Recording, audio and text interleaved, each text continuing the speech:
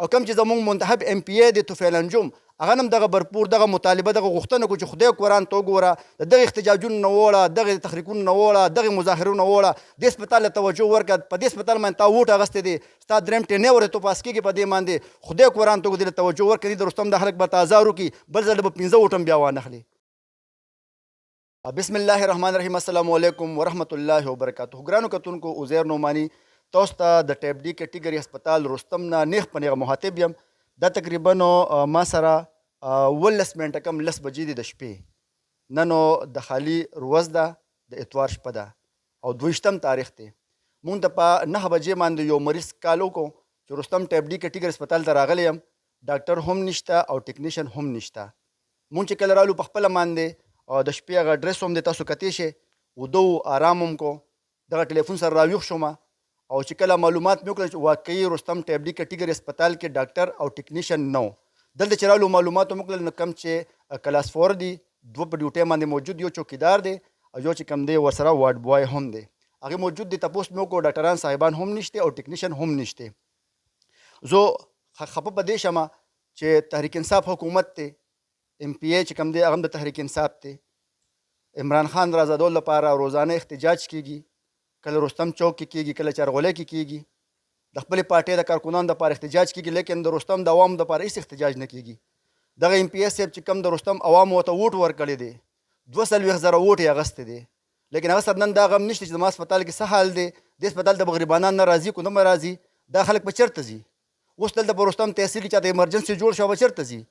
تر دې پورې دا تقریبا دا 2 غنټې وشو چې ډاکټر هم نشته ټیکنیشن هم نشته او مریضان چې کوم دی بار راځي. اوس هم دی یو ګاډی راغی کېدای شي مریض پکې چېرته دغه اندازه نه لګي. او زه دې ټایم کې به اوس زمونږ چې کوم ام پی ایس صاحب دی هغه به زه په وټسپ باندې میلاوم او هغه سره به خبرې کوو چې د نمبر یې اوچت کوو نو هغه سره به خبرې کوو چې دغه څه پوزیشن دی او د رستم هسپتال دپاره هغه چې کوم دی څه کوششونه کوي څه هلې ځلې کوي یا کوي یا نه کوي.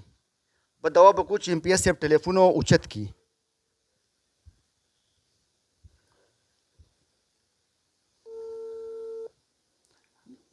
د کالینګ کې روان دی ما په خیال چې افلاین دی جوړو دا وګوره ام پی ایس صاحب نمبر مې میلاو کړی دی.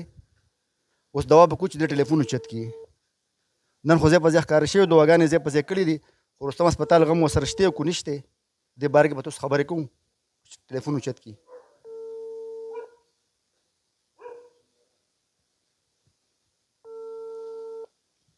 ذرایع زموږ دا و چې ټیکنیشن چې کوم دی هغه راغی هسپتال ته او ډاکټر صاحب نن چې کوم دی هغه نشته.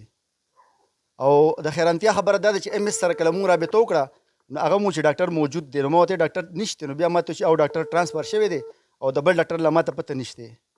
اندیر نګري چوپټ راج هغه شهر ناپورستان ته جوړ شوی رستم نه عوام هم دغه شانتي دي او مشران هم دغه شانتي دي. زما په خیال چې ام پی ایس صاحب به ودی 10 منټه کم 10 بجې دي او ام پی ایس صاحب ټلیفون چې کوم دی بند دی نه لګي. زه به یو ځل بیا غوښتنه وکړم کوم چې د خیبر پښتونخوا وزیر اعلی دی سهیل اپریدي نه کوم چې زمونږ د هیلث ډپارټمنټ کم سیکټري دی کم ډي جي دی او په دې باندې چې زه ډي ایچ او مردان ته هم دا ووایم ډاکټر شعیب صاحب ته چې دا رستم کیټګري ټیپ ډي کیټګري هسپتال دی نن چې کوم دی په هغې کې دغه مریضان راغلي وو د شپې په 8 بجې باندې په 8 بجې باندې په 9 بجې باندې په 9 بجې باندې او ډاکټر چې کوم دی هغه هم نه و ټیکنیشن چې کوم دی اوس دا د یو 15 منټه مخکې راغی تاسو ولیدو.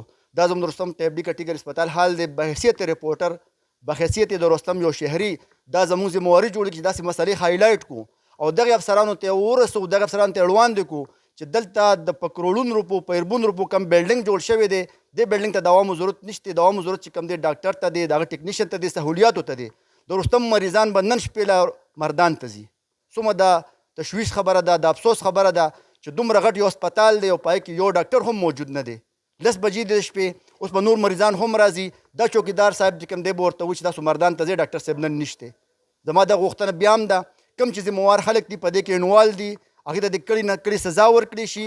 کوم چې دلته هم افسران دي کوم مشران دي هغې د غفلت نه کار اخلي د هغې دې هم پورې تنزلي وکړي شي. او کوم چې زموږ منتخب ام پی ای دی طفیل انجم هغه هم دغه برپور دغه مطالبه دغه غوښتنه کوي چې خدای قرآن ته وګوره د دغه احتجاجونو نه وړه دغه تحریکونو نه وړه دغه مظاهرو نه وړه دې هسپتال ته توجه ورکړه. په دې هسپتال باندې تا ووټ اخیستی دی ستا درېیم ټرینۍ ورته تو پاس کېږي په دې باندې خدای قرآن ته دې توجه ورکړي د رستم د خلک به تازار وکړي بل ځل به 15 ووټ هم بیا وانخلي. د کیمرا ټیم سره عزیر نعماني رستم مردان.